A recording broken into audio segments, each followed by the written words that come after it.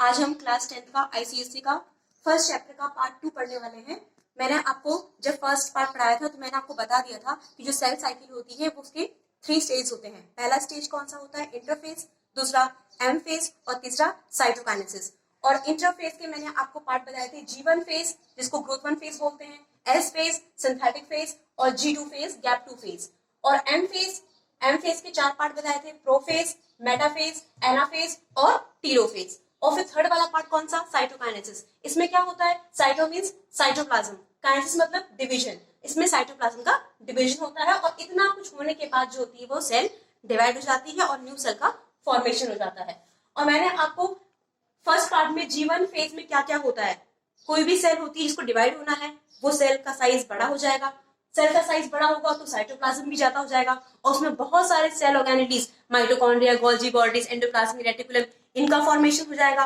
और जो न्यूक्लियस होती है, न्यूक्लियस के अंदर जो डेंस स्फेरिकल बॉडी होती है उसको क्या बोलते हैं? न्यूक्लियोलस। तो उस न्यूक्लियोलस के कारण एमआरएनए, टीआरएनए और RNA, messenger RNA, transfer RNA और राइबोसोमल आरएनए का फॉर्मेशन हो जाएगा। और ये सब मिलकर के प्रोटीन को फॉर्मेशन करते हैं। जो प्रोटीन होता है वो हमें आगे जाकर के उसकी सेल डिवीजन में जरूरत पड़ती है। इसके खत्म होने के बाद जब G1 फेज खत्म होता है फिर शुरू होता है एस फेज। एस फेज का मतलब होता है सिंथेटिक फेज या फिर सिंथेसिस फेज। तो इसमें क्या होगा? इसमें आपको बेसिकली 2 पॉइंट्स याद रखने हैं कि जो डीएनए होगा, डीएनए का इसमें रेप्लिकेशन हो जाएगा, मतलब उसकी एक एग्जैक्ट कॉपी बन जाएगी। और जो इसमें हिस्टोन प्रोटीन्स होते हैं उनका फॉर्मेशन होता है। और ये हिस्टोन प्रोटीन जो बनते हैं ये क्या करते हैं? जो आपको पता है कि जो डीएनए होता है, डीएनए कैसा होता है? डीएनए जो है वो डबल हेलिकल मॉडल होता है। तो उस डबल हेलिकल मॉडल में जो स्ट्रैंड्स होते हैं उन स्ट्रैंड्स के ऊपर क्या होता है? ये हिस्टोन प्रोटीन जो होता है वो आकर के चिपक जाता है। तो आपको एस फेज में याद रखना है कि इसमें डीएनए का रेप्लिकेशन हो जाएगा और इसमें हिस्टोन प्रोटीन्स बनेंगे जो कि आकर के डीएनए के स्ट्रैंड्स पे आकर के चिपक जाएंगे। जब ये एस फेज कंप्लीट हो जाएगा उसके बाद शुरू होगा G2 phase. G2 means gap 2 या फिर ग्रोथ सेकंड फेज। इसमें क्या होता है?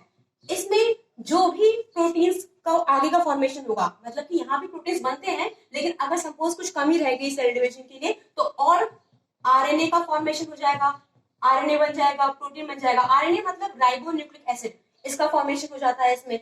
इसके अलावा और क्या होगा? इसमें जो भी सेल की मेटाबॉलिक एक्टिविटीज होंगी, मेटाबॉलिक एक्टिविटी का मतलब क्या होता है कि छोटी छोटी चीजों से जुड़ करके कुछ बड़ा बन जाना, बड़ी कॉम्प्लेक्स यूनिट का टूट करके सिंपल यूनिट बन जाना, मतलब कि कैटाबॉलिक प्रोसेस और एनाबॉलिक प्रोसेस दोनों की स्पीड जो होती है उसको हम कैटाबॉलिक और एनाबॉलिक को मिला के बोलते हैं मेटाबॉलिक। तो मेटाबॉलिक जो होगा उसकी जो रेट होगी वो इंक्रीज हो जाएगी इसमें। साथ ही इसमें क्या होगा? अगर हम बात करें कि आपके पास एनिमल सेल है, अगर एनिमल सेल होगी तो उसमें क्या होता है? आपको पता है सेंट्रियोल होगा। सेंट्रियोल किसमें होता है? सेंट्रियोल सेल ऑर्गेनेली में होता है, इसका नाम सेंट्रोसोम होता है। तो सेंट्रियोल जो होगा वो रेप्लिकेट कर जाएगा, सेंट्रियोल रेप्लिकेट होगा। साथ में और क्या होगा? जब इतनी सारी एक्टिविटीज हो रही है तो ऑब्वियसली वहां एनर्जी भी रिलीज होगी। तो एनर्जी का जो स्टोरेज होगा, एनर्जी स्टोरेज गेट इंक्रीज, इसमें एनर्जी जो है उसका जो स्टोरेज होगा वो इंक्रीज हो जाएगा। तो आपको इतने पॉइंट्स याद रखने हैं कि G2 फेज में क्या होता है? राइबो न्यूक्लिक एसिड का फॉर्मेशन होता है, प्रोटीन्स बनते हैं और इस कारण कैटाबॉलिक और एनाबॉलिक प्रोसेस बढ़ती है, इसलिए मेटाबॉलिक रेट बहुत ज्यादा हो जाती है। एनिमल सेल में सेंट्रियोल होता है तो उसका रेप्लिकेशन होगा, प्लांट सेल में सेंट्रियोल नहीं है तो वहां रेप्लिकेट नहीं होगा और एनर्जी का स्टोरेज जो है वो इंक्रीज हो जाएगा। तो ये खत्म हो जाता है क्या? इंटरफेज। अब हम स्टार्टिंग करेंगे किसकी? माइटोसिस की। मतलब कि हमें अब एम फेज शुरू करना है और आपको पता है कि माइटोसिस जो है उसको शुरू करने से पहले हमें कुछ चीजों को समझना पड़ेगा। सबसे पहले हमें वर्ड पे जाना पड़ेगा, माइटोसिस वर्ड पे। माइटोसिस, इसमें इसका मतलब क्या है? माइटो मीन्स क्या होता है? माइटो मतलब होता है थ्रेड, धागा। सिस मतलब क्या होता है? स्टेट। मतलब जो एम फेज है आपकी, जो आप पढ़ने वाले हैं, प्रोफेज, मेटाफेज, एनाफेज, टीलोफेज, इनमें कहीं ना कहीं आपको क्या दिखेगा कि किसी न किसी जगह पे आपको दिखेगा कि थ्रेड का फॉर्मेशन हो रहा है, मतलब थ्रेड बन रहा है। तो बेसिकली वो कैसा थ्रेड होगा? उस थ्रेड को हम बोलते हैं स्पिंडल फाइबर। तो जो एम फेज होता है उसमें स्पिंडल फाइबर का फॉर्मेशन होता है, धागा बनता है, इसीलिए इसका नाम रखा गया है माइटोसिस। अगर हम बात करें ये माइटोसिस जो है इसकी डिस्कवरी कैसे हुई थी, किस साइंटिस्ट ने डिस्कवरी की थी, तो जिन्होंने इसको सबसे फर्स्ट टाइम डिस्कवर किया था उनका नाम था स्ट्रेसबर्गर। और इन्होंने जो इसकी स्टडी करी थी वो इन्होंने इसकी स्टडी प्लांट्स में की थी, मतलब माइटोसिस में प्लांट की स्टडी स्ट्रेसबर्गर ने की थी। लेकिन अगर हम बात करें एनिमल्स में कि एनिमल्स में माइटोसिस के बारे में किसने बताया था, तो वो बताया था वेल्डर फ्लेमिंग ने। इन्होंने बताया था कि किस तरीके से माइटोसिस एनिमल्स में होती है। और जो माइटोसिस का टर्म है, ये शब्द कहां से आया, ये शब्द भी वेल्डर फ्लेमिंग ने ही दिया था, तो ये आपको लर्न करना है, it is not given in your book. अगर अब हम बात करें माइटोसिस की, ये जब ये शुरू होगी, मतलब जब प्रोफेज होगा, तो उसके पहले हमें ये देखना है कि हमारे पास जो सेल अवेलेबल है वो कैसे दिखाई दे रही है। जो हमारे पास सेल है वो किस फेज से आई है, वो सेल ने इंटरफेस क्रॉस कर दिया है, मतलब इंटरफेस होने के बाद सेल कैसे दिखाई दे रही होगी। तो अगर हम बात कर रहे हैं एनिमल सेल की, तो आपको पता है कि एनिमल सेल में सबसे बाहर क्या होती है, एनिमल सेल में सबसे बाहर होती है सेल मेम्ब्रेन, जिसे हम प्लाज्मा मेम्ब्रेन बोलते हैं। और हमें इस चैप्टर में जो हम डायग्राम बनाएंगे उस डायग्राम में सिर्फ उतने ही पार्ट को लेबल करना है जितना का हमें यूज है।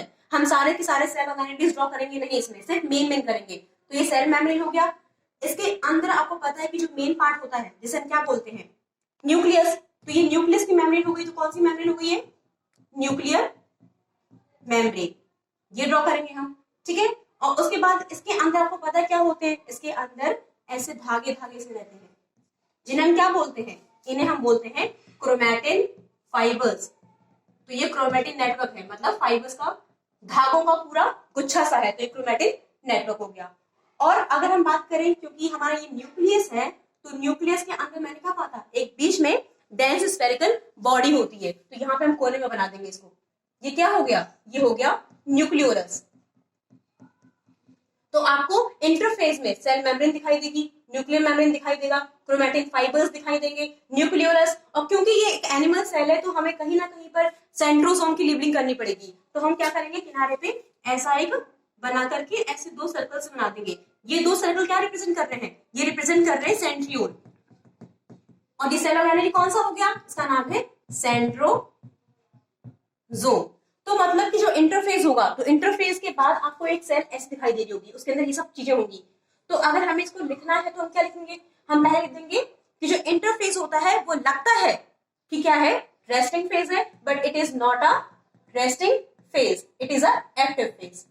दूसरा पॉइंट हम क्या लिखेंगे कि इसके अंदर हमें क्रोमैटिन नेटवर्क दिखाई देगा।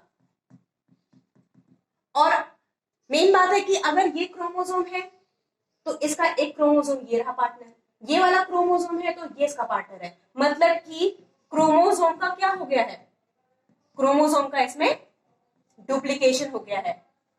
क्योंकि मैंने आपको कहा था कि एस फेज में क्या होता है, डीएनए का रेप्लिकेशन हो जाता है, ये आपको दिखाई दे रहा है, ठीक है। इसके अलावा अगर हम बात करें तो ये आपको न्यूक्लियर मेम्ब्रेन दिखाई दे रही है, मतलब न्यूक्लियर मेम्ब्रेन बहुत डिस्टेंट है, डिस्टेंट मतलब कि न्यूक्लियर मेम्ब्रेन बहुत इजीली हमें दिखाई दे रही है, और न्यूक्लियोलस भी हमें इजीली दिखाई दे रहा है। तो ये सब चीजें हमें इंटरफेस में दिखाई देंगी। तो आपको लर्न करना है कि इसमें क्या हो गया, इसमें ये रेस्टिंग फेज लगता है बट रेस्टिंग फेज नहीं है, काफी एक्टिव फेज है। क्रोमैटिन फाइबर्स दिखाई देते हैं हमें, क्रोमोसोम का जस्ट डुप्लीकेशन हो जाता है, ठीक है, ये बीच में इसके सेंट्रोमियर है, क्रोमोसोम का डुप्लीकेशन हो जाएगा, न्यूक्लियोलस दिखाई देगा और न्यूक्लियर मेम्ब्रेन दिखाई देगी। और यहाँ पे बगल में क्या होगा, सेंट्रोसोम, जिसके अंदर दो सेंट्रियोल प्रेजेंट होंगे। ये इंटरफेस हो गया। इस इंटरफेस के होने के बाद हमें स्टार्ट करना है पहला फेज, ठीक है। पहला फेज कौन सा, माइटोसिस का, वो क्या है, प्रोफेज। प्रोफेज। अब आपको क्या चीज याद रखनी है, आपको ये याद रखना है कि डायग्राम कैसा बनेगा और उस डायग्राम की क्या क्या खास बात है। तो पहली बात है, प्रोफेज में अगर हमें चीज पूछे कि प्रोफेज किस लिए याद रखा जाएगा, तो प्रोफेज इसलिए क्योंकि इसमें जो पार्ट्स होते हैं मेनली वो क्या हम कहें कि गायब होने लगते हैं। कैसे, अगर हम बात करें हमें इंटरफेस के बाद स्टेट ड्रॉ करनी है, तो ये क्या होगी आपकी, बाहर क्या था, सेल मेम्ब्रेन, पहले हमने सेल मेम्ब्रेन बना दी, ठीक है। अब इसके अंदर हम क्या बनाएंगे, जो मैंने अभी ड्रॉ किया था न्यूक्लियर मेम्ब्रेन, बट इस बार हम इसको डॉट फॉर्म में रिप्रेजेंट करेंगे। ये न्यूक्लियर मेम्ब्रेन है, ठीक है। अब इसके अंदर क्या बनाएंगे, ये क्या है, न्यूक्लियोलस। लेकिन आप इसको बनाते वक्त डॉटेड फॉर्म में रिप्रेजेंट कर दीजिए, ठीक है। और यहां पे हमने बीच में, आपको पता है, धागे धागे से बनाए थे क्रोमोसोम्स, लेकिन यहां पे क्या होगा, उन क्रोमोसोम्स को हमें फोल्ड कर देना है, तो इस तरीके से बना दीजिए आप,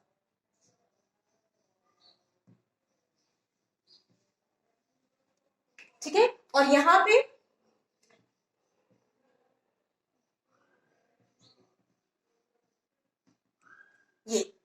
ये क्या है, ये सेंट्रोसोम है, और ये क्या है, ये इसके अंदर सेंट्रियोल है, और यहाँ पे फाइबर्स निकल रहे हैं, स्मॉल स्मॉल फाइबर्स।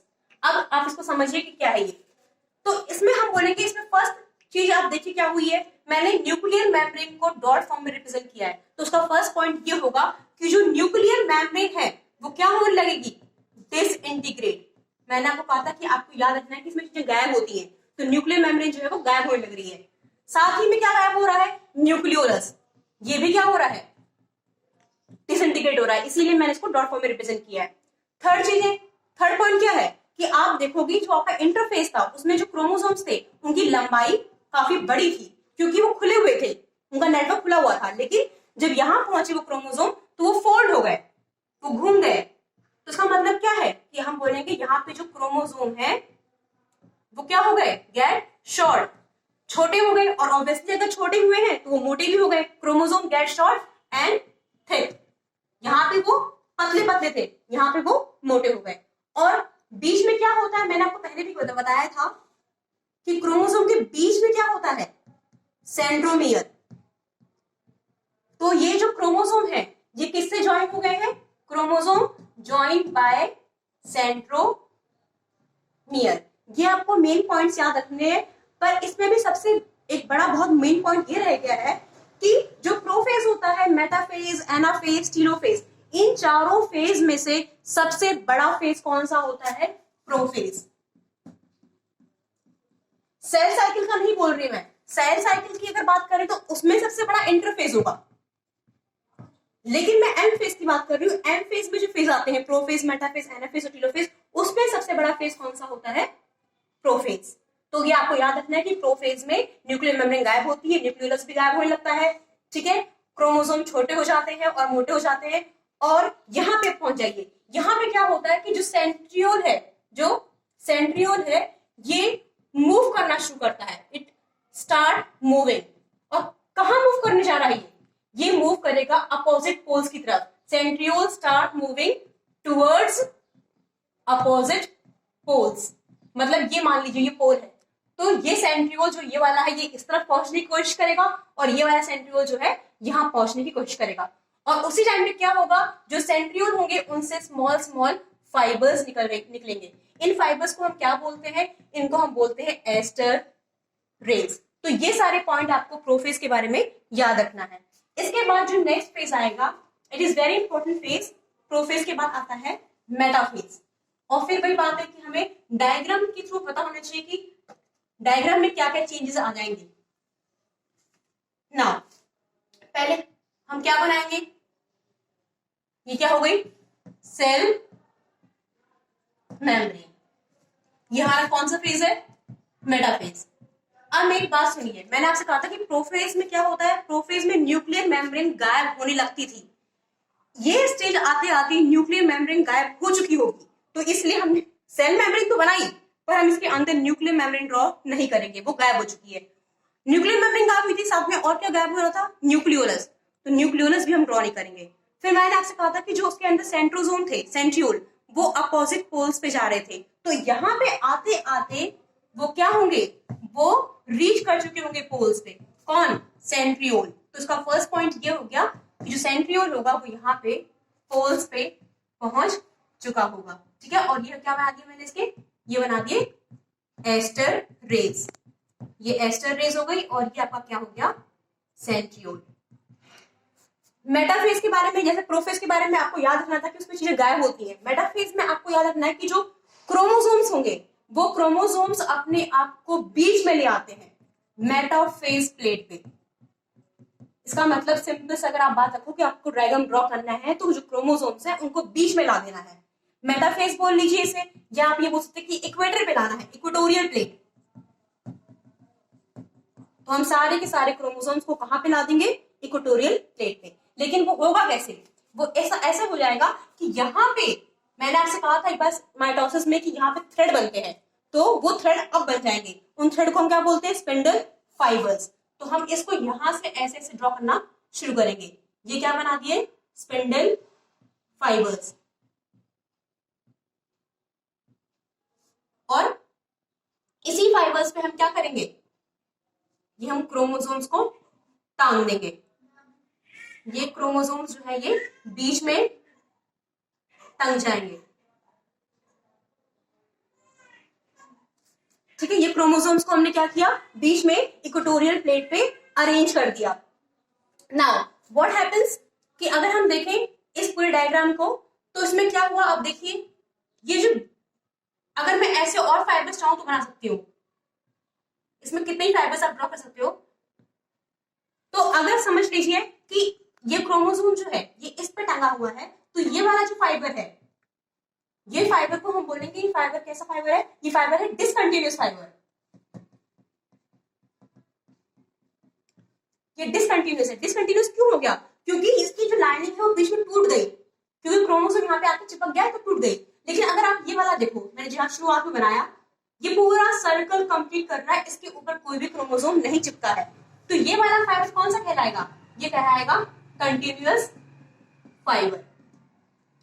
और इसी डिसकंटिन्यूअस फाइबर को, जिसके ऊपर क्रोमोसोम चिपका हुआ होता है, उस वाले फाइबर का नाम एक और होता है, उसको हम बोलते हैं क्रोमोसोमल फाइबर। क्योंकि क्रोमोसोम उसी पे चिपके हैं, इसलिए उसका नाम है क्रोमोसोमल फाइबर। और अगर हम बात करें ये वाला जिसपे क्रोमोसोम नहीं चिपका है, वो इस पोल से निकला है और इस पोल तक पहुंचा है, तो इसका नाम हो जाएगा इस वाले फाइबर का इंटरपोलर फाइबर।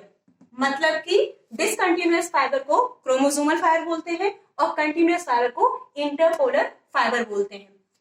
और अगर मैं बात करूं इसमें क्या हो रहा है, मैंने आपसे कहा था कि सारे क्रोमोसोम एक ही लाइन में आ गए हैं, मतलब कि सारे के सारे क्रोमोसोम ने अपने आप को मेटाफेज प्लेट पे, इक्वेटोरियल प्लेट पे अपने आप को अरेंज कर लिया है। ठीक है, तो आपको इसमें इतनी ही चीजें जो है वो याद रखनी है मेटाफेज में कि क्या क्या इसमें हुआ है। सेंट्रियोल अपोजिट पोल पे पहुंच गए, वहां से क्या बना? वहां से बन गए स्पिंडल फाइबर्स। ये हमारे स्पिंडल फाइबर्स का फॉर्मेशन हो गया। इसमें मेटाफेज पे प्लेट पे आके सारे क्रोमोसोम जो है वो अटैच हो गए। ठीक है, तो इस वाले वीडियो में मैंने आपको मेटाफेज तक पढ़ा दिया। अब इसके आगे का मैं नेक्स्ट वीडियो में कंटिन्यू करूंगी। तब तक अगर आपको ये समझ में आया हो तो आप मेरा वीडियो लाइक कर लीजिए, चैनल को सब्सक्राइब कर दीजिए और बेल आइकन को प्रेस कर दीजिए ताकि आपको आने वाले फर्दर नोटिफिकेशंस मिल जाए। Thank you.